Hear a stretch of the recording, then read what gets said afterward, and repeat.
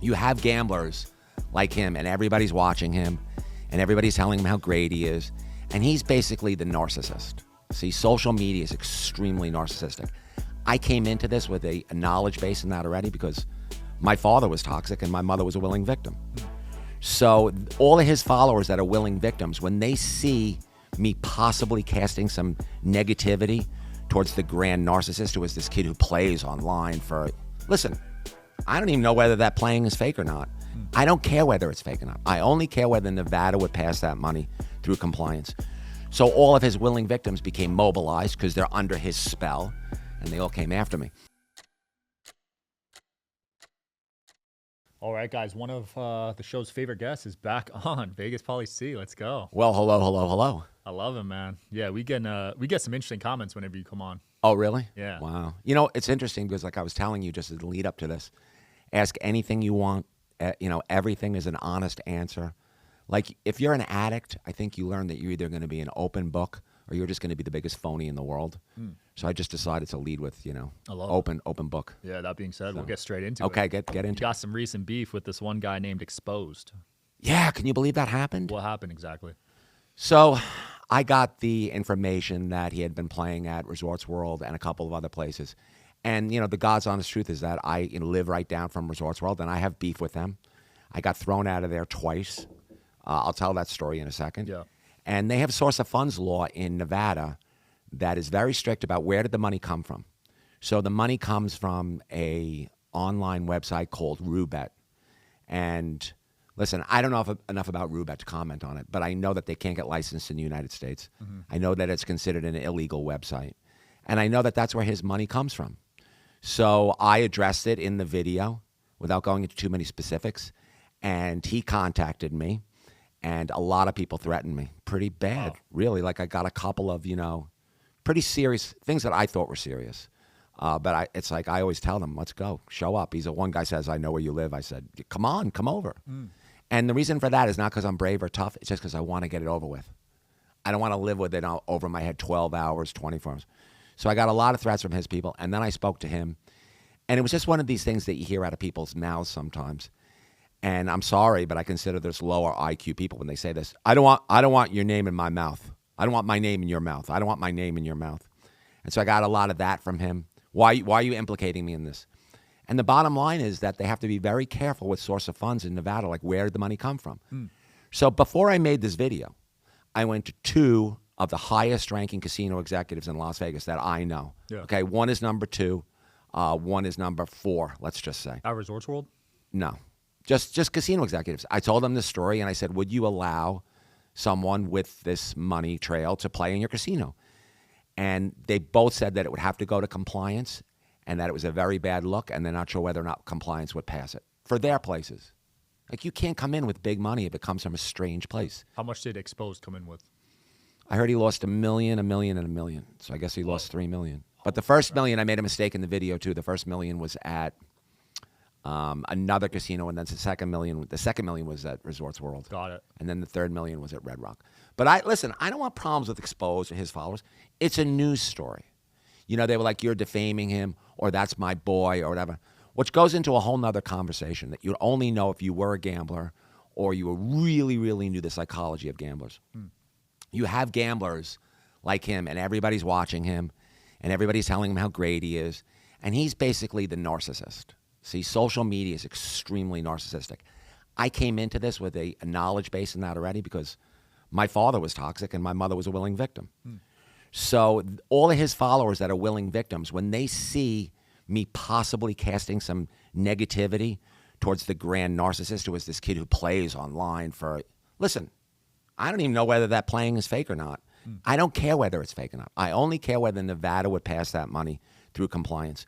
So all of his willing victims became mobilized because they're under his spell, and they all came after me. So he DM'd me, and I spoke to him for a while, and I was not getting through to him. And I should have known this because I know exactly the patterns of everyone's behavior in different spaces. I blocked him, immediately put it up on I blocked him. I just couldn't listen to his crying anymore. It's like, I'm not going to feel bad for you, dude. You're over there standing on a 13 against a 9 with $25,000 in the circle. Like, you're going to lose. I told the kid straight out, I said, you're going to lose $100,000 an hour the way that you're playing. That's the bottom line. So he wasn't following the book. So he was not following the book. He's playing. They don't even let you vary your bet that much over there when you play that. So I said to him, you really want to learn how to play blackjack? And of course, he just blows me off. So this went up back and forth. I blocked him. He immediately put up on his story that I blocked him. And now I look like the big, P word. And I look like the B and whatever. And it's like I'm 60 years old. Searching for the perfect job can be overwhelming. You know it's out there, you just don't know how to find it. The good news, you don't have to do it alone. Shout out to today's sponsor, Specialized Recruiting Group. Specialized Recruiting Group is here to help. Personalized job search support tailored to your skills and needs. They connect job seekers with contract and full-time roles. The best part is that it's completely free for job seekers. Specialized Recruiting Group is ready to find the talent you need. Go to srgpros.com, see how our recruitment specialists with a deep understanding of experience and expertise you need can find the right fit for your business. After all, you deserve to see the best candidates possible, both active and passive. Visit srgpros.com today to start your job search. If you don't see the right job listed, SRG also recruits for confidential roles. Just call a local office to learn more. Take the next step in your career today at srgpros.com. I didn't even want to do this when I was in my 20s. So I unblocked him. And I said, you want to talk this out as men? I said, it's a news story. The place has compliance issues. You get your money from a strange place. It's associated with online gaming, which Nevada regulators cannot stand. Obviously, they won't even allow it in this state. So they certainly don't want to see some international website, crypto, with some kid. They just don't want it. So, in fact, there's another executive I'm going to ask this question to. But that's the bottom line. So I stirred up a hornet's nest. Look, if someone has to come see me because they're watching some 27-year-old kid play online blackjack, come see me. Wow, I didn't know he sent his army after you. No, he didn't. Oh, he but didn't? No, he didn't. He's innocent, I'm sure. He's an addict, I'm sure. He's all caught up in the innocence of his addictions. I heard he makes $5 million a month. I don't know. All the money's coming in. He's innocent. But he has followers who love him, and they see me possibly casting aspersions at him, and so they become mobilized. I mean, look at politics in America. I don't need to tell anyone other than you. I know you're living it. So Absolutely. What do you think of that business model where these online casinos pay these influencers and then... Well, it's very interesting. So I've never addressed this in a video because I'm tired of talking about this stuff over and over again, but you can Google it. Brazil and Turkey arrested the influencers doing that. Oh, really? They actually put them in jail. Wow. Yeah. Because they see it as like, it's sort of shady to start with, and then you're promoting and you're fake playing or you're lying to your following. So that you can Google that. Like anything I tell you, Brazil and Turkey recently arrested the influencers. And I thought it was funny. Like I was going to do a video on it about it getting arrested and being an influencer because I'm in that space. But I just never got around to it. What do I think about the model? Well, I know that the Nevada gaming regulators agree with this because we are having discussions amongst my group. Stage stuff is not really permissible. Like you can't go into a casino, and this was a problem in 2005. They did a television show called Casino, and it was Tom and Tim. They took over the Golden Nugget, and there was some discussions amongst the producers, and I only know because somebody who was on set told me, can we stage a hand? Can we put down $10,000 and can we turn it into a double down for the drama? Can we? No, they won't allow it. They don't want it on television. So when you ask me that question, how much of a 27-year-old kid betting $100,000 on roulette or whatever he's doing, like how much of that could possibly be real? It has to be, and again, I don't even want to go down this road because I don't want the hate. But it's in casino parlance, it's called JDLR. Just doesn't look right. Let's just leave it at that. Yeah. If they're faking the gambling, I'm not a fan of that. But if they're genuinely using their own money and gambling... But where did their own money come from? From the casino, right? They're allegedly getting... It's still a circle any way you look at it. Well, I'll pay you $10 million a month to promote my online casino. But you have to play. And on and on and on. I mean, it's the same, If one of the Vegas casinos offered you money, would you feel right taking that? So if I get offered money by a casino, I just fully disclose it. So I had a situation where I played online and they had given me a few dollars and I gave the whole thing away to the audience. Because it just becomes too conflicting. So I've been now, it's been 3 years, maybe a year and a half serious, that I'm trying to find what I would call the fertile void. where I can get a job. I'm never going to get a gaming license because I'm a compulsive gambler, right? So where I can get a job and I can do something that entertains people, and then I'm able to make a living and survive because, I still don't get paid. I did get $5,000 a video from Kalshi, but... Shout out to Kalshi. They sponsor the podcast as well. Oh, cool. Okay. You know who does well with this, man? Who? Vegas Matt. Yeah, but he is... You don't like his model? I like it. No, he's just better than me. Yeah, but he uses his own money. Yeah, he came into it wealthy. I really did not. That's he's a slot player, which captivated the audience. I'm not a slot player. He's just got more balls and more money than me. I mean, I would never put that money into slots like he did. Yeah, well, he admittedly, he's open about how much he loses on slots, which I like too, because you got to be honest with people. Listen, when somebody's better than you, what am I going to say? Shout out to Vegas Matt, though. He's been on the show, and he's been crushing it, man. Well, he got $1 million contract from, was it FanDuel or the other one or DraftKings? Yeah, they gave him $1 million. Well, he just hit $1 million on YouTube. He gambled $1 million the other day. Speaking of people that gamble, I spoke to another. It's funny because I spoke to someone else in the Vegas Matt space, no names. He had contacted me, and he actually gave me all his numbers, and he told me that his revenue, top line revenue, was $1.9 million. Holy crap! I don't know whether that was just YouTube or everything. So he told me his top line revenue was $1.9 million, but that he gambles so much money and loses so much money, and is building a staff, and he's the kind of guy who has that mentality. I mean, Jeff Bezos did make a profit from Amazon for like 20 years, right? That mentality. So he's building his brand and he's building his, but he has a top line of $2 million and he spends the whole thing. Damn. A lot of it gambling. Shout out to him. I know Steve will does that too. Well, but that's again the internet money, right? Right. It goes back to that conversation, that's big money. Yeah, huge money. But I'm in a deal right now with a regulated partner, and my gratitude is off the charts, and I can't talk about it now, but it'll be out in a couple of months.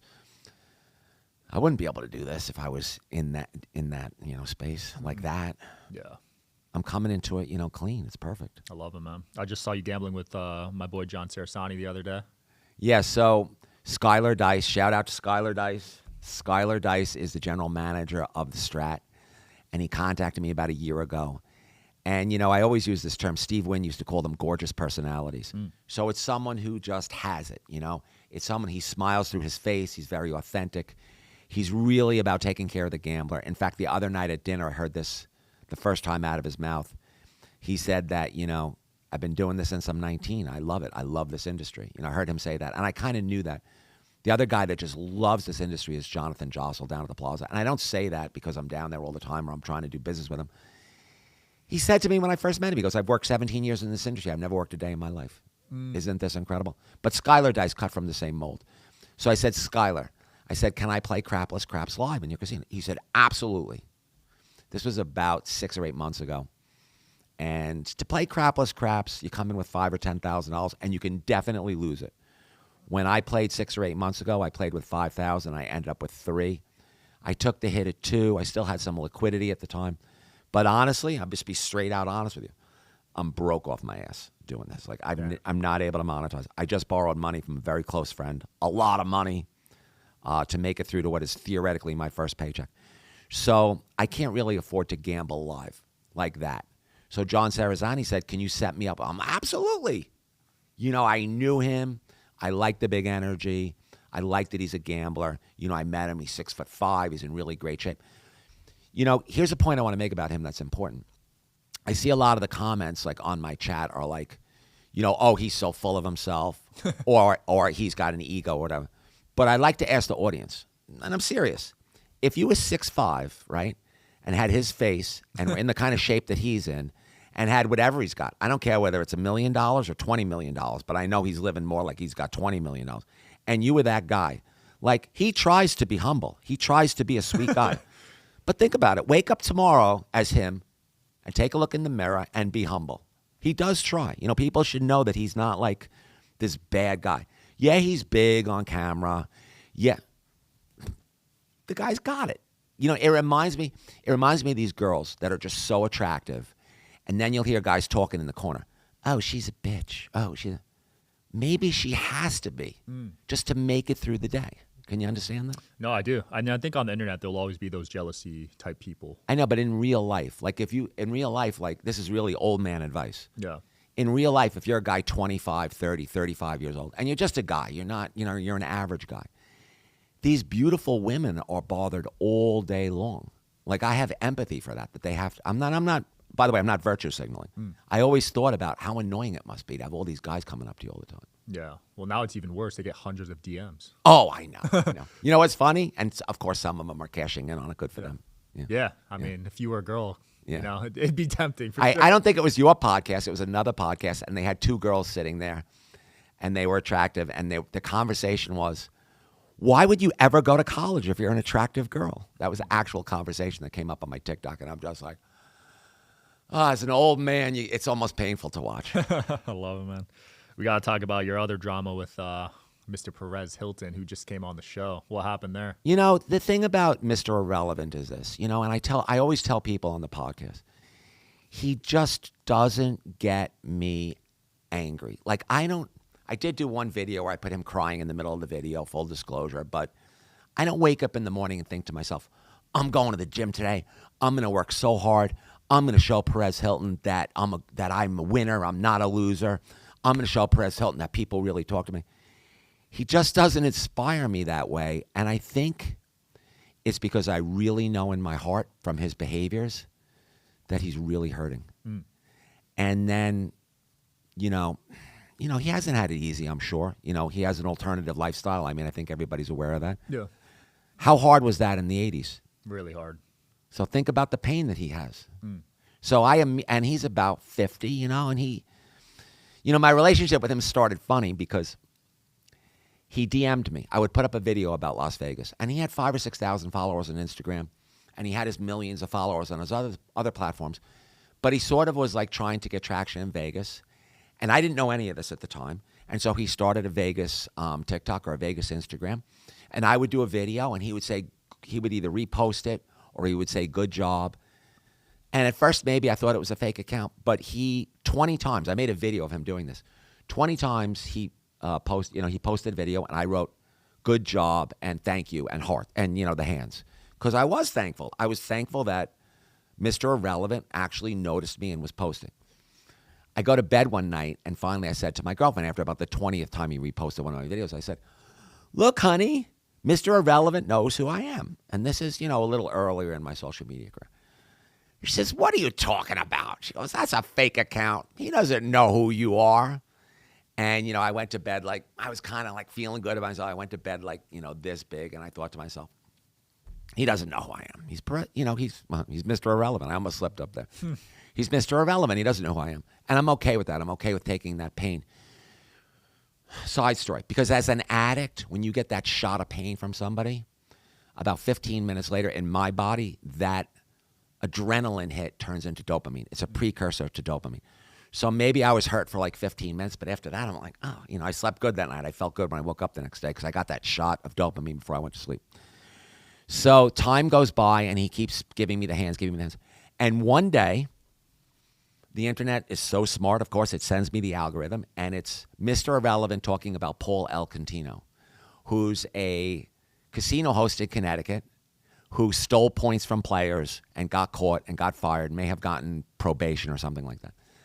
And, of course, Mr. Irrelevant's video immediately is, Vegas Pauly C has a secret. He's really from Connecticut. He's really a casino host. He's really a thief or whatever.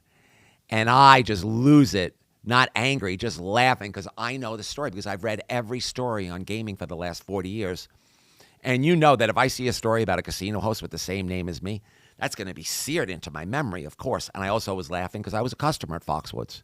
So he was a host and I was a customer. I didn't know him, but so I immediately, I'm so low tech. I immediately take my phone and make a video of my phone and, put it up on the internet. Look at this idiot. What a jerk. First of all, I'm 10 years older than this guy. I'm Paul D. Contino. I'm not Paul L. Contino. I'm from Long Island, not Rhode Island. And I just excoriate him because, and that was when the whole thing started. And then from then on, we've been but I'm not angry with him. I don't know why he can't stop. I can stop.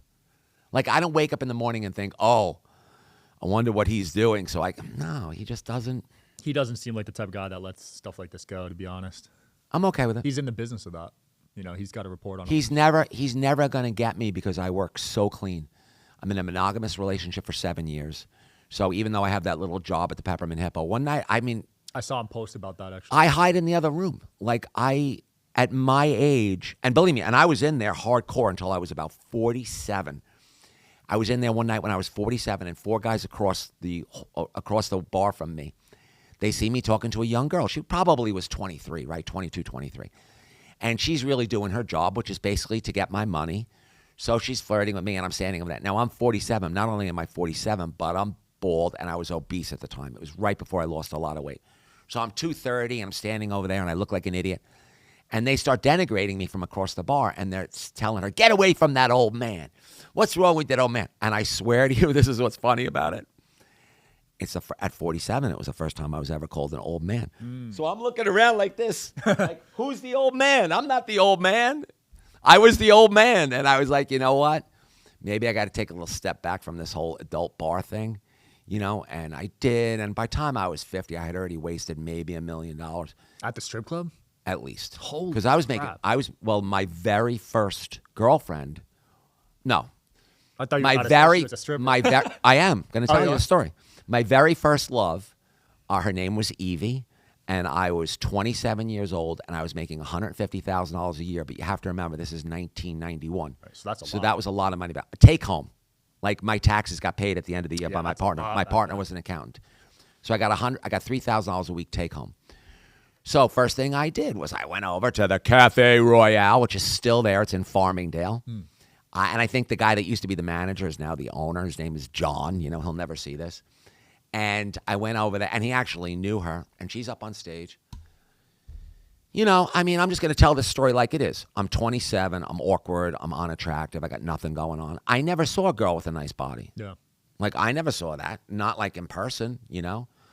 So I look up at her, and I'm like, will you please, and it was $50. I'll never forget it. I said, will you please take my $50 and maybe pay attention to me? Now, I didn't say that to her, but this is what my brain is saying. I remember it exactly. And she took the $50 and she put it in her garter. I was not a veteran of that particular business at the time. I did do 20 hardcore years after that. But at that time, I didn't know. So she comes down, and what they do back in the day, I don't know what they do now, they go around to the biggest tippers and sit with them and pretend to be interested in them, right? So she came down and she sat with me and she pretended to be interested in me. And, you know, I'm extremely aggressive in matters of business. And that to me was like a matter of business. Like, I had to have her. Like, I'd never seen anything like it. She, you know, she had brown skin. She had the same color skin as my girlfriend now, although my girlfriend now, her skin is unbelievably beautiful. And I took her down. And, you know, when you have skin like mine, you definitely want someone. You definitely want someone with brown skin. And I talked my stuff to her. And she was, you know, she knew that I had money. And so she, you know, she was an opportunist. And I remember I paid her $1,000 a week to be my girlfriend. Holy crap. Yeah. That's a lot. Well, because she was dancing. And this is a deal that a lot of nerds make when they get together with strippers. But I'm going to be the one who's going to tell you about it. So it's 1990. I met her in 91, but this all took place in, 92. So I met her in 92. It all took place in the fall of 92. So she was dancing, but who wants to be objectified? Does anybody really, are strippers really happy doing that job? 20% are, let's just say, and maybe 80% aren't. Yeah, agreed. She was the 80% who wasn't really thrilled with doing it. So I said to her, look, I'll give you $1,000 a week so you don't have to do it anymore. You won't feel bad about missing out. She was making between 2 and 3. She settled for the 1,000, which I could afford because I wasn't going there anymore. And we had this agreement. She didn't move in with me immediately, but she moved into, you know, right next to me. And away we went. And this is a story because the Mirage interviewed me. I'm sorry, not the Mirage. German television interviewed me in front of the Mirage. And I'm standing out there, and they're asking me to have my memories of, this goes into what Evie was doing, whatever. My memories of the Mirage. And I'm like, oh, yeah, I came here with my fiance, and she was sleeping with the bartender right in the front when you walk. Like this is the innocence of when I'm doing interviews. You would walk in, you would go through the atrium. There was a bar over there to the right. Good-looking guy was working there, and I caught him sleeping with my fiance at the time. And I'm like telling this to German television. The guy from German television is just rolling his eyes. I was never able to get a copy of that interview, even though I tried to, because it was really funny. And Jose the Taco guy was taping it, but it wasn't good sound. But I did put it up on social media because it was the funniest thing ever. But the bottom line with her was she got her narcissistic adoration. You have to look at where people get their power from and their energy. And I will tell you that narcissistic adoration is the most powerful drug in the world. And she got her narcissistic adoration from her body and from using her body and from showing it off. So, yeah, she was cheating on me with everybody. Damn. But the whole narcissist, time, or was it? Yeah, the whole 3 years. And the last time I got in the car and I drove to Atlantic City and I knocked on the door, and I knew she was in there with a guy, but I'm like so dumb. And they were in connecting rooms, and he had run into the other room. The next day, she admitted it to me. And I went in there, and I knew that she was like, obviously, I caught them in the middle of the act. It was just ridiculous. Jeez. But getting back to the narcissistic adoration, because this is important. Social media is so narcissistic. So what happens with me is I finally started putting, that's another thing Prez didn't have to do. I used his name. See, I got upset for a second. Like a year ago when they were talking about a reality show for me or whatever, he's like, oh, he's too ugly to be on television. So when my producer first came to me like 6 months ago, I was like, because his girlfriend had asked me if I wanted to be on television. I said, you don't really want me on television. But he put that doubt in he put that pain in my mind because, again, he's in pain. Right. So I stayed off of the camera until about 8 months ago, 10 months ago. Now it's like, and the reason that the narcissistic adoration conversation became about like what I look like is because now that people know who I am and what I look like, I mean, I can tell you on Saturday night, I probably took between 20 and 30 pictures. That doesn't surprise me. And everybody wants me to say, Vegas, Pauly C. That by the end of the night, I was just like, wow, I can't even say it. And then I was hanging out with Dustin Lynch's posse. Wow. So do you know Dustin Lynch is? The country artist? Yeah, the country artist. So he has a residency at XS. So either his tour manager or his good friend, and this blows my mind. Like they contact me like, will you hang out with us? We're going to be at the Wynn. And I'm like, abso-effing-lutely, I'll come over there. You got the residency. I know I'm going to go to XS. I never went to a nightclub for 20 years. No wow. XS invited. Yeah, I'll tell you that in a second. I'm not humble faking, by the way. These are true stories. So I never went to the XS because I'm a big gambler. What am I going to do? Hi, I just spent $12,000 on this table, to a girl. Will you pay attention to me? It's so not cost effective. Yeah. Like I gotta fake it, and I can't fake it, and I don't really have $12,000. So to me, the XS was always like, wow. Now I'm not angry. I'm not angry about this. I wonder what it's like in there. And then they invited me for New Year's. In fact, I saw shout out to Randy Tomas, wherever you are, great guy. He's a stage manager there. I ran into him again when I went with Dustin Lynch's group. So they brought me in. And we had dinner together, and I met some really cool people that are like in his group. He's got a pretty cool group. But the whole night I was getting like a tremendous amount of, narcissistic adoration. But what I was going to tell you is why the Vegas Pauly C was even more unbearable by the end of the night. There were two guys in his group that kept saying it on like every spin of the dice. I'm sorry, every spin of the wheel, every roll, every turn of the card. Yeah. And I was just like, I love it. But I love it like a couple times a day. I love it. I feel that, man. That's funny. Yeah, XS is a good club. I've been there. Yeah. Well, I'm sure you get in no problem. But for me, it was, I had to wait till it's easy, but the table part, like you said, you're dropping $5K at least. Well, I'll tell you a funny story. Dustin Dre invited me to Dre's, and he put me in the second table right by the stage. And I just stuttered. I never did that before. And he put me in the second table by the stage, and Trey Songz was there. Nice. And it was awesome. I had the best time. In fact, there's a video on my YouTube because this great kid that I know, Justin, he's a great videographer. He thinks that I'm funnier than I am, and he made like a video of it. So I said to Dustin Dre, I said, I can't even afford the tip. Because I can't. What's the tip on a table like that? It's got to be $1,000, $2,000, right? Yeah. It's got to be. At least, yeah. Dustin was like, no, I take care of my people. I thought that was super cool. Like I had to be honest with him. And he was honest with me. He was nice. Wow. And he's a great guy. And that's a great place. That's a great place. In terms of nightclubs, I hear it's one of the best. It's just if you get the pounding music all night, then to go and get the great R&B. They play the great hip hop stuff there. Yeah, it's really. They get cool. a lot of talent coming through there. Oh yeah, I see their billboard every day on Trey Songz was great. He was great. I mean, just watching him and he's got a great club there. Do you think you and Starfish will ever make up? No, because when I was at my lowest points, and a lot of this is the reason why I did that stupid taco shop and only took 25%. because she had me so on the ropes last December. Like, she was putting posts up, and I have copies of them. No one will ever work with you in Las Vegas. He is barred from all of the following casinos. In fact, she said I was barred from the Circa, and she made it public that I'm barred from the Circa. And the Circa texted me and said, Paul, I mean, I love the Circa. I really do. I have so much respect for Derek Stevens because it's so effing creative, you know? And they were like, Paul, you're not barred from here. Come here whenever you want, you know? And I'm a big fan, and I do all of my sportsbook videos. I do a lot of them in the Circa. But, I mean, look at the Circa.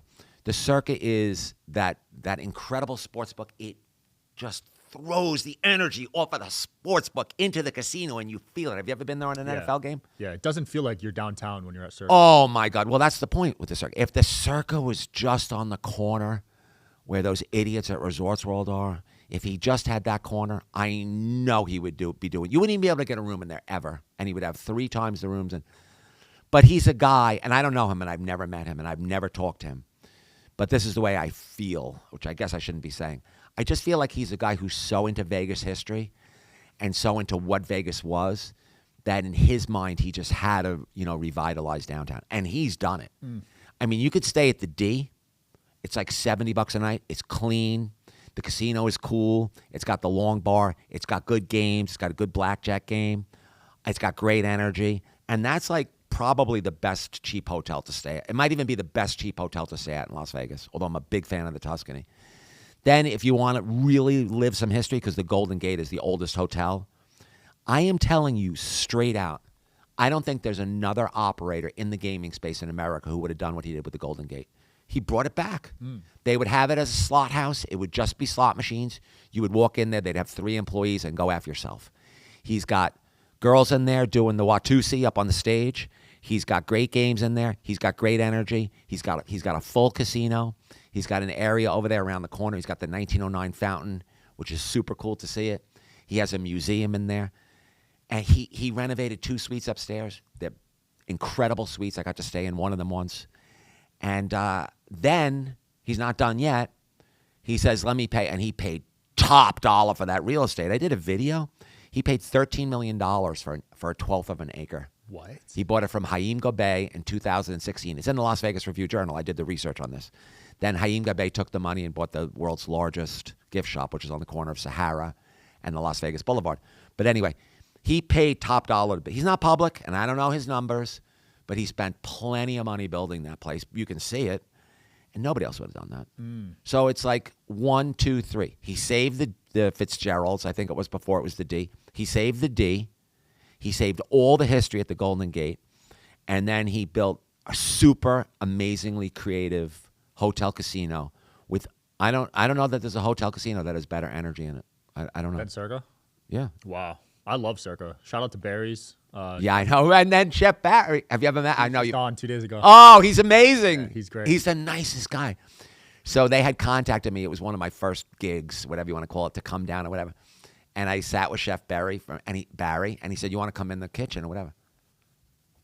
Listen, I was in the restaurant business for a little while. I don't want to say anything, but I've never seen. Did you go in the kitchen? I haven't. I've never seen anything like that. Wow, is that? It's like an operating room. Damn. It's like you would totally get a kidney transplanted in his kitchen. That's how clean it is. I love that. Some kitchens are not the cleanest. I couldn't believe it.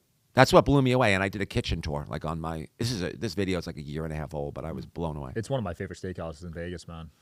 It's got it, but there's so many. But wow, but just the fact that he can compete on such a high level and it's mobbed, he's got it, and he's got a great personality. I saw him the other day in the street. He came right up to me. He was, hi, how you doing? I love it. Yeah. Guys like that really make Vegas. Agreed. I see you go to Siegel's Bagel Mania every morning. Is that the best breakfast spot in Vegas, in your opinion? For me, it is. And it's funny because it's mainly about the coffee. Like, I can make coffee at home, and it's maybe an 8.5 if I get it just the way I want it. I go in there, and they put that coffee in that white cup, and I'm just like, I cannot believe that they've gotten all the acid out of the coffee and made it that flavorful. I tell them all the time. I don't work for them. I've never gotten paid to do a video. It just hits me every 6 months, and I'm like, wow. And this morning, and I got to stop going there because I'm just gaining weight.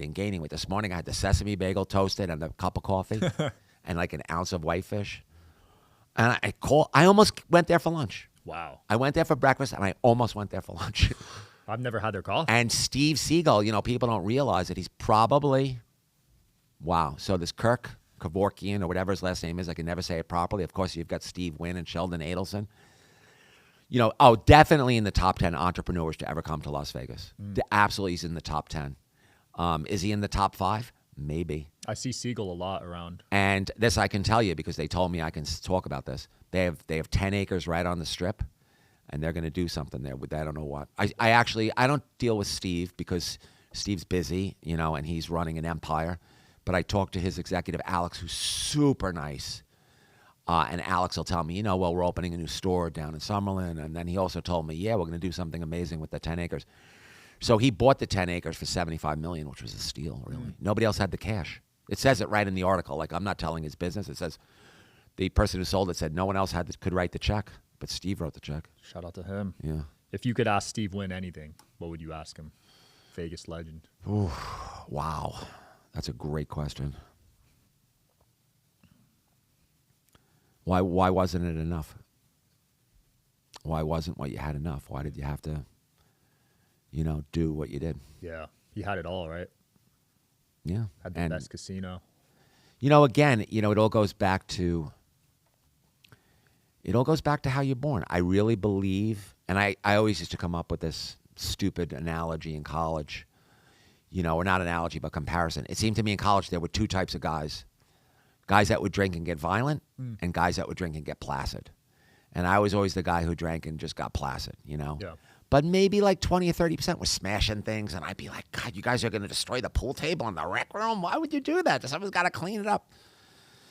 And I think it comes down to the same thing with employees. Like, I've probably had 40 to 50 female employees, and wow, I just can't say it. Like, I don't know whether that comes from me knowing that I'm not cool and knowing that it would be a burden on the poor girl, or it comes from just fear, I'm not saying that I didn't have attractive employees. I certainly did. Yeah. But wow, no, because and I had, companies in the 80s and 90s, the same time that Steve, you can't really. You got to be able to separate, personally. It's not even separate. It's just like, no, like I don't, I don't want it that way. Yeah. No, it's not even that. I just don't. Part of the great thing about being nerdy, and being awkward and not being able to get girls, if you are an introvert, is you have your whole world of just reading and doing your math and, watching your sports and betting on your horses and gambling like an idiot. I can remember coming to Vegas in the 90s, and I had $500,000 in credit around town. I had $100,000 at 5 places. How do I know that? When I left here, I owed $100,000 at 5 places and $50 at MGM, which I paid immediately. I used to be here in the 90s with all the money in the world, and I was in my late 20s, and I was skinny, and, I had a full head of blonde hair, whatever. You were blonde? Yeah, I was full head of blonde hair. Send me a photo. We'll add it to the video. Oh, okay. And I wasn't even thinking about girls. I was thinking about gambling. So it was always second for me. But, again, that's the question I would ask him. I'd say, wasn't it enough? And then even if, look, I know the way the world works. I live on Long Island. Sometimes I think that, like, every guy on Long Island has a gumar, has like a girlfriend or whatever, right. Because it just comes up so often. And I totally am not judging him. But why couldn't he just have a girlfriend? You know what I mean? Well, he had a wife, didn't he? No, but I mean, if he had to be Tony Soprano, do it the Tony Soprano way. Have a couple of gumars, whatever. Oh, yeah. Like, there were episodes on The Sopranos. Wow, I don't even want to go into this. It's so stupid.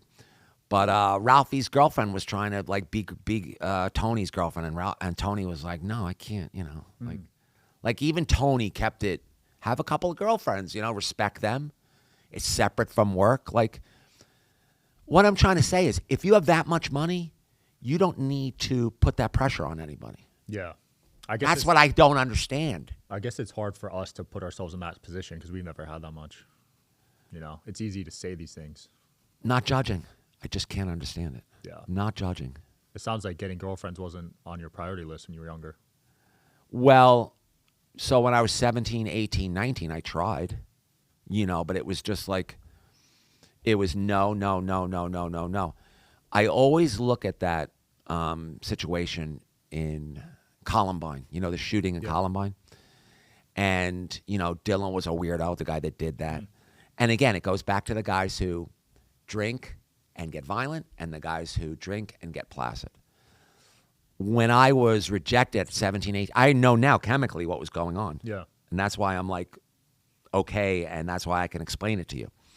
So it would hurt like hell because, I remember I tried to go to prom with this one girl. She went with somebody else. I mean, I never even had a chance. And she was not, the most popular. But you would get hurt, and then I would get that shot of adrenaline from being hurt, just like gambling. This is why gambling is so insidious, because you get better chemicals from losing than you do from winning. Wow. I'll explain that to you in a second, in just 1 second.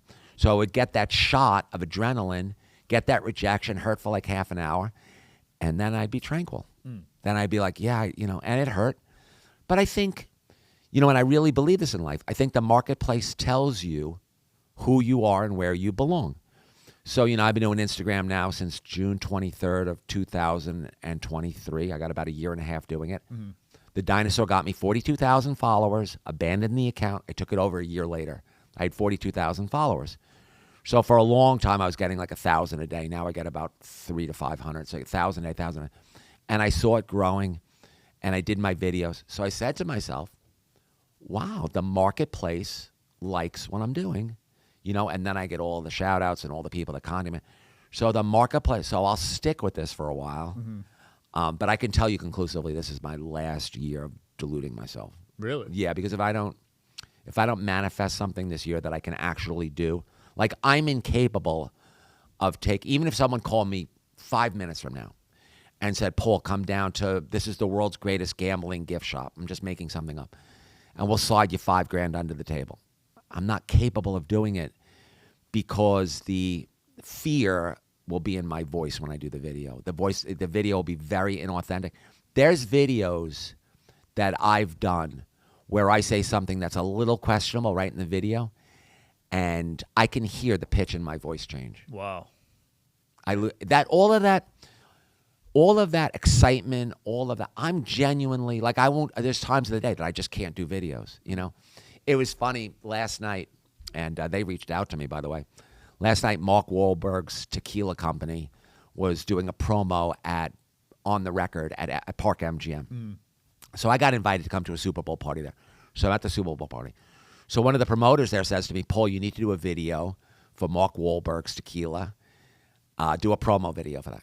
I mean, now you know my page a little bit. Yeah. Like, do I do promo videos? No. I've never seen one. So, but I feel bad because I got the table for nothing. You see, this is why I don't want anything free. Do you understand why I don't want anything free?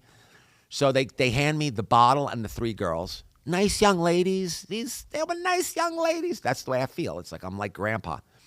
I said, put the 3 ladies in the bus. They put the 3 ladies in the bus. They put the thing. So this video is going to just be an absolute disaster. But I know, 2 years ago when I was 158, I was really ripped. And I know Mark Wahlberg works out. I know he's an older guy. He's 7 years younger than me, but he's got the body. So I took a picture of me with my shirt off and a picture of Mark Wahlberg with his shirt off. It's the videos. I posted it yesterday. Now I know that I have a video that everybody's going to say, wow, that weirdo Vegas Pauly C is actually like ripped. Like actually someone said to me in the chat, you are ripped. Why? And I said, because my girlfriend wants me that way, which she really does. She wants me, with the abs and everything. She's actually angry right now because I'm about 10 pounds overweight. But anyway, but I knew that I had to construct a video that would be comical and that would grab people's eyes. And at the last second, I came up with that comedy part of it. And that's why I did it that way. And yeah, it has like 250,000 views from yesterday. But if it's not funny or if it's not interesting or, there's times that I'll do a video and I think it's the greatest video in the world. And then it just falls flat and you're just like, oh, God. It happens to everyone. And then there's stuff that you say to yourself, why me? I got to tell you one that happened about a month or 2 ago. And I was with my little girlfriend, Mahi. I love her so much. Her skin was designed by NASA. She can re-enter the atmosphere without burning up. Mahi streets are all natural. I don't know why I need to do that, but I just did it. So I said to her, let's go down to the overpass. I heard they canceled this overpass in downtown Las Vegas. They were going to spend $5 billion on it, and they don't even have the money. I go down, I go under the overpass. You know, being under an overpass is not the most visually visually stimulating place in the world. I'm under the overpass, and I do the video, and I had done 3 videos that day already, and they were doing okay. And I said to little Mahi, I said, I'm not going to put this up. This is just not even like... And then I said, but if I don't put it up, I'm going to forget about it. And I guess if I'm ever going to put it up, I put it up. It's over 3 million views on Instagram. Damn. But I don't know what happened. People just wanted to fight about the fact. This is what happened. I do know what happened. It became a political thing. Why are we sending money to Ukraine and not building a $5 billion interchange in Las Vegas? You know, and once you post and it's not even intentional, although sometimes I know it's going to become this. So sometimes when I'm doing it, I do know ahead of time it's going to become political. But leading up to the election, when you would do a video like that, you know, that was political, like why is the money going here? Why is the money? And it's very interesting because now I notice the first thing that they're doing is a where's the money going thing. So it always was a big factor to the, you know, the exchange in your chat. I'm sure you're loving that, seeing where all the money's going. I know you're a data nerd, so. It's mind-blowing. I mean, some of the stuff they spent it on is mind-blowing. Hey, you know what? That girl, woman, I mean, she's 27 years old. That woman that they put in the White House press room, what is her name? I forget. I know who you're talking about, though. Wow, is she talented or is she is she amazing? Is that Levitt? Something? Yes, Carolyn Levitt. Is that her name? Carolyn Levitt. Yeah, she's a beast. How talented is that woman? Super talented. And such a young. Where'd they find her? I know, right? I feel like they have access to like I just love watching her because she's just so good at what she does. It's amazing. She had to deal with the Biden administration the past 4 years. Oh, she did. Did she work for them? Yeah. So shout out to her for she's sticking amazing. through it, right? She's amazing. Yeah, she's a beast. When I see talent like that, I go, wow. Yeah. Some people are just born with it, you know. I just applied for White House credentials. We'll see if I get it. Oh, wow. They're allowing people like us to start doing meetings. Oh, I'm sure you will. Yeah. I'm sure you will. I mean, you know, you've had some amazing guests on. Absolutely. Do you ever get involved with politics? No, I don't, because I know something that nobody wants to talk about. Would you like to know what it is? Yeah. You can Google all of this. You can't just say that. Didn't we do this already? Yeah. It's all genetic. So you can Google brain chemistry and political affiliation. They can put anybody in a brain scan. So there are 5 categories in the brain scan: extremely left, extremely right, somewhat left, somewhat right, and middle of the road. Mm-hmm. So they can hit the 5 categories with 72% accuracy based on a brain scan. Wow. But I knew this. So the fascinating parts of it to me are that the brains are completely different. So the really far left has a tiny amygdala, amygdala. I don't know how to say that word. Amygdala. I don't know. I say it wrong. I say it the wrong way, but it's that. I can spell it because I've spelt it a million times.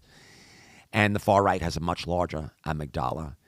And it has so many interesting outcomes.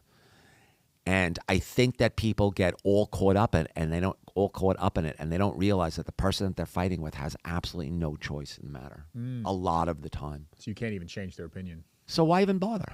You know, and I have to respect everybody, because if you really look at history, everybody's had a hand in making us, you know, who we are today. I remember about 25 years ago, I'll never forget this, because I had no idea, because the internet wasn't around, there wasn't a lot of reading, and the movie Milk came out, which was about Harvey Milk. And by the way, I'm not in any way virtue signaling, but it's just an example of how you just don't know things. And my sister is gay. Mm-hmm. And I watched the movie, and I said to my sister, I had no idea that they were beating the hell out of gay people in the 60s. Like, I never read it anywhere. I had no idea that it was this, that, and the other thing. But the point is that the political establishment at the time, you know, that's reversed now. Like, one side was doing one thing and one side was doing the other thing. But the bottom line is, if people weren't activists, I always use that when people try and attack the activists. If people weren't activists, we'd still be beating people up, you know, in the streets. Like, that's so true, yeah. Like, and then the other thing is, I don't know if you've ever watched Mad Men. I haven't. Same thing, you know, in the 60s and the 70s, there's a couple of scenes there where she just rolls down the window and takes a whole tray of used fast food and just throws it out the window. So that's another thing that, you know, so you really get, what I love about social media, I love this about social media. And I really fault pretty much every company for not doing this, although I'm sure some do. When I do a post on XYZ Hotel, I don't care whether it's the Wynn, the Fontainebleau, Resorts World, the Plaza, Circa, whoever it is. If I do a post that's good, a post that's engaging, where I get 500, 600, 700 comments, why is that hotel not addressing what's in those comments? Sometimes it's all love. Like I know, and I have no relationship with the Hard Rock. And I was shocked to find this out. The Hard Rock Corporation, they're in Florida. They're run by the Seminole tribe. I did a post. I did a walkthrough in Atlantic City. I did walk through the Hard Rock Atlantic City for 9 minutes. I've never seen so much love. And then I did another post somewhere else, and I found out that, in my opinion, because of the amount of love that I saw, that the Hard Rock Gaming Company, I don't know what they call themselves, but they're controlled by the Seminole tribe in Florida, is probably the most loved gaming company in America. Wow. And number two, again, just based on the comments, is the Golden Nugget, the Golden Nugget brand. Interesting. And I would say and then it gets, then of course you have the Wynn and Station Casinos. I love Station Casinos. I love the architect there. But what I'm trying to tell you is that chat will tell you everything about your product. So if you're honest and you are willing to accept, so I very rarely, the most annoying thing that I see is who cares. Like if I see who cares and it's a non-follower, I will block them. But I tell everybody, I'm like, don't come in here and post who cares. If you don't care, just scroll. Right. You know what I mean? No need for hate if it's not productive. Well, I don't really think it's hate. I think it's worse than that. I think it's taking a person and not giving them their existence. Like, who cares? Like, who are you to have an existence? This is my life. Like, who cares? This is my life in Vegas. Yeah. I'm out doing this, and I enjoy doing it, and people enjoy watching it. So, don't take away my existence. Yeah. You raise a good point, though. If you're getting 500 comments about your hotel, if you're working PR in that hotel, you can make a lot of money. Okay, so I'm not going to name the hotel because I don't feel like being a jerk right now. Maybe later. But I know that I am a compulsive gambler, and this was a huge part of my life in my early 20s. Of course, for all the chemical problems that I have and that I was born with, but also because I wasn't dating, whatever, and I was just working. So if I was 23, the internet didn't exist and social media didn't exist. But if I was 23, and let's just take, in 1983, let's just take the Hacienda, because that's the first hotel that I ever went to. In 1987, actually, was when I went to the Hacienda. When I was 23 years old in 1987, when I went to the Hacienda, if I had made a comment on their social media post and they had said to me, wow, you're excited about coming here? Here's $20 in match play. Or, we'd really like to welcome you while you're here. Here's $10 off breakfast. How are they not you? I mean, I don't want to get too dramatic and too emotional on your show. But how are they not utilizing that tool? They could have a staff that put up a link and they could just recruit gamblers and give them a little something and generate. I know that if you worked the chat of this hotel on this particular video that I did that had over 1,000 comments, I know that one employee, and I'll use $1,000 a day, because get two great employees, I'm going to assume they cost you $500 a day each. Let's be fair. Let's be generous with our social media team. I know that if you spent 1 week just on that one post that I did, back and forth with the people in the DMs, whatever, you would invest $5,000, right? $1,000 a day. Mm-hmm. And I know your ROI would be up there like 10, 20, maybe even 100. You might even generate $500,000 in business. How do I know this for a fact? So I met a guy named Big Daddy Joe Lino. You mentioned him. Yep. Big Daddy. So I met him, and he's a character. And I love working with him because he's funny and he's fun and he's a nice guy, and I think he's great at his job. And I don't get paid by him. I probably could have if when I met him I shook him down, but I didn't. And he gets so much action from the social media that I do with him. And, yesterday he texted me, thank you so much, Paul, whatever. I said, Big Daddy, I want you to be as big as you can be so then I get more content, so that you become bigger, so that I get more content. So he's a great guy, and he actually contacted a tribal property in California and said, Vegas Pauly C will come out for the weekend, and he'll show all your rooms. All you have to do is give him $5,000 in free play. I'm going to take the $5,000 in free play and give it away. Like I already told someone, we're going to do a contest. We'll give it away. We'll give somebody $1,000 because I'm trying to build my following, and I don't really want to gamble with free play and not disclose it anyway. So if I'm getting paid, so you can get a tremendous return from just giving it away. No, they said no. I said, well, they're idiots. I mean, they're really idiots. I would have gotten them. The first time I did Circa, I was 1/3 the size I am now, and I generated 2 million views for them. Wow. Like in 4 days. Because I love the place. And I knew that I love this tribal property in California, no names, but like, you know, there's a disconnect. You know, there's rich teams, and there's poor teams, and then there's 50 feet of shit, and then there's Vegas Pauly C. Yeah. And I just don't feel like there should be 50 feet of shit between me and poor teams.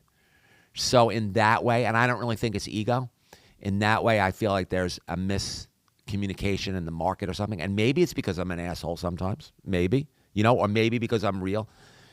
But if you see something so egregious, like how are you not going to address it? You know, and maybe I come across as whatever. I mean, you think it didn't hurt me? I was telling some executive the other day. Do you think it didn't hurt me to meet with the top level of the Fontainebleau before it opened and tell them you are going to fail and this is why? Do you think it didn't hurt me? Like, do you think I got off on it? I didn't get off on it. You know, these guys look like they got hit by a car when but I already knew. The Cosmo opened in 2010 with no database, right? Mm-hmm. How are you going to open a casino hotel of that size with no database? Let's just do the math. If 1,000 of the best gamblers in the world come through your front door on opening night, right? And you have 30 incredible VIP hosts working there, and each one handles 10, right? That's all they're going to handle because gamblers want to be talked to. They want to talk about their credit line. They want to talk about what kind of hotel room. They need the love. So we're going to say that every VIP host could handle 10, and you have 30.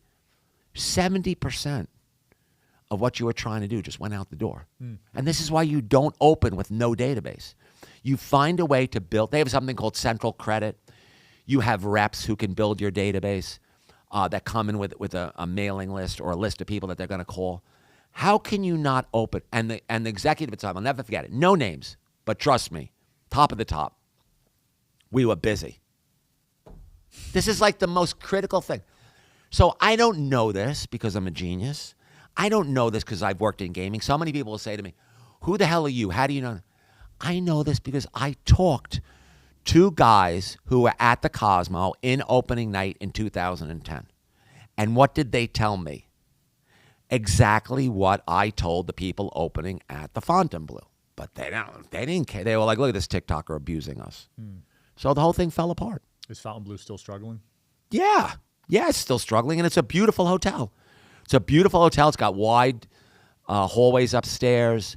They've really put the money into the place. The finishes on the inside.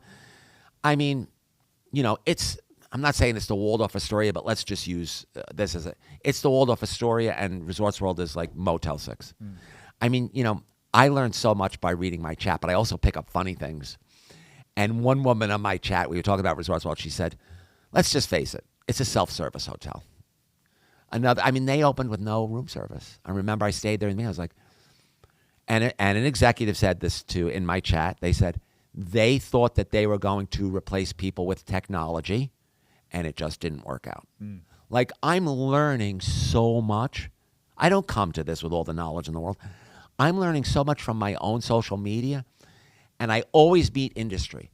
So, like, I'll get a guy who's general counsel over here, and I'll run down. Or I'll get a guy who's vice president of marketing, and I'll run down. Occasionally, I get a president, and I'll run down. And I let them talk, and I ask them questions. I'm never going to be able to handle the minutia of the back room, but they're not going to tell me that anyway. Yeah. Because that's all proprietary information that I can only try and figure out from the financials. But you get the feel, for every property, what their priority is. It really flows, and this is why the Wynn was so successful. Steve had the personality.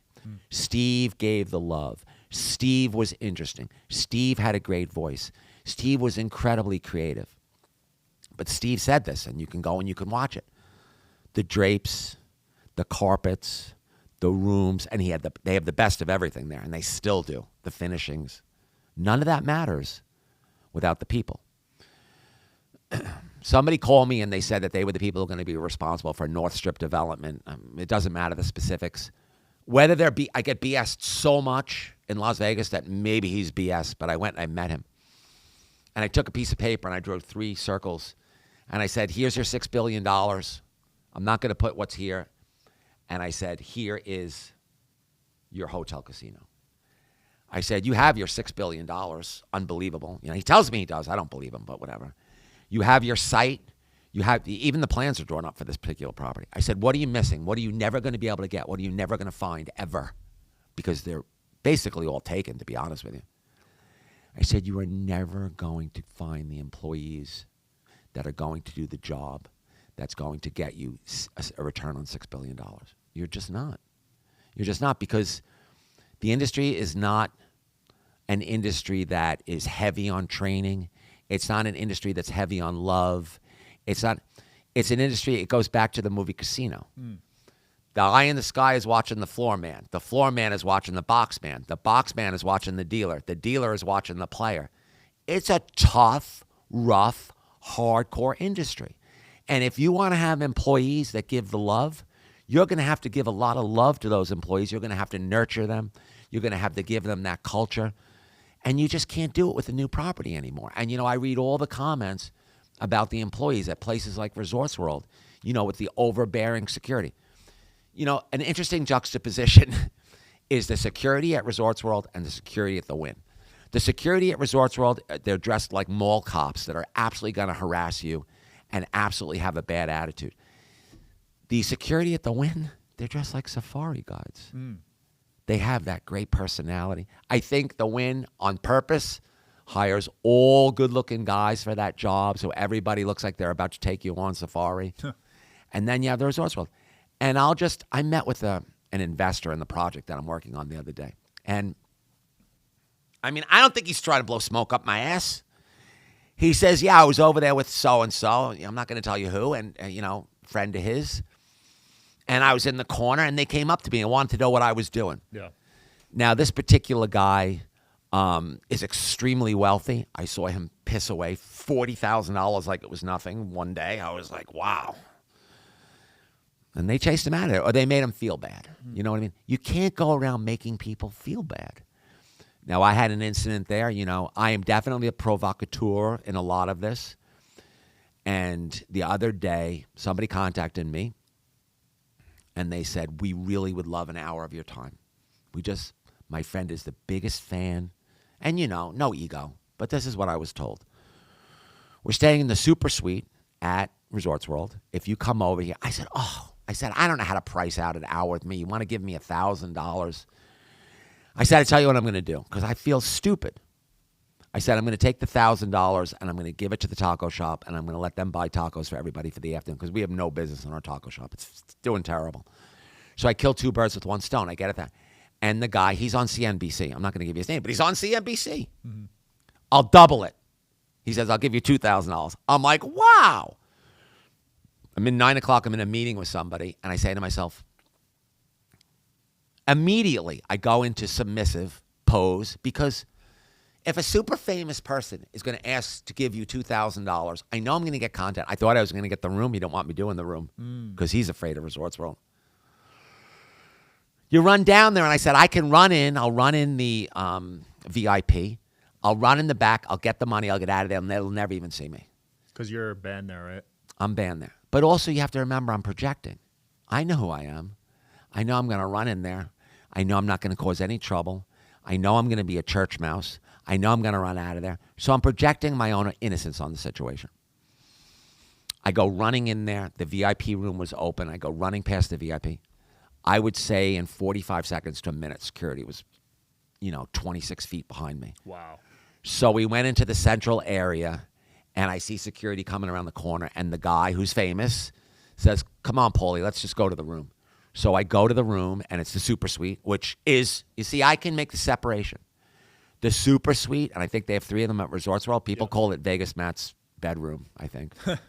The super suite at Resorts World, it's fan-fantastic. It's absolutely splendidly, amazingly gorgeous. If they didn't have like the most boring casino in the world and I had millions of dollars, I would stay at the super suite. And, you can get a similar product at the Wynn. They call it the Fairway Villas. It has the pool and everything. Very similar. But the super suite is gorgeous, and I can understand why this super high roller is staying there. And who's he with? Who are the people who want to see me? Basically, Miami royalty. I'm not going to go any deeper than that. I'm sure they don't want their names out there. In fact, the guy was saying to me, Google them. Google them. They're Miami royalty. This is what he's telling me. So, of course, I Googled them when I left, and I was like, oh, my God, they are Miami royalty. Miami royalty. So I did my shtick for like an hour and a half, because when I'm talking, you can imagine. It's 1:30. I have a 2 o'clock appointment, corporate appointment, and I got to get out of there. I open the door, and there's security, right? They take me down. They're in the elevator with me. They're very cool. They're very cool. I can't say they weren't cool when we were in the hotel. The minute I got to the curb, they read me the riot act. We are telling you now that if you come in here again, we're going to arrest you. We are telling you, and I have a copy of the guy talking to me. Now, you don't know me and your audience doesn't know me, but trust me, my body floods with adrenaline, with whatever other fear hormones there are. Like, that shit gets me really fashimed because I don't get off on that. When I get pulled over by the police, I'm like, yes, sir. No, sir. Here's my license. I'm sorry I did that. I'm an idiot. I can't believe my lights weren't on. I didn't even think to signal. I understand you got to give me, because I don't want those problems. Why don't I want them? Because conflict is extremely dopamine sucking.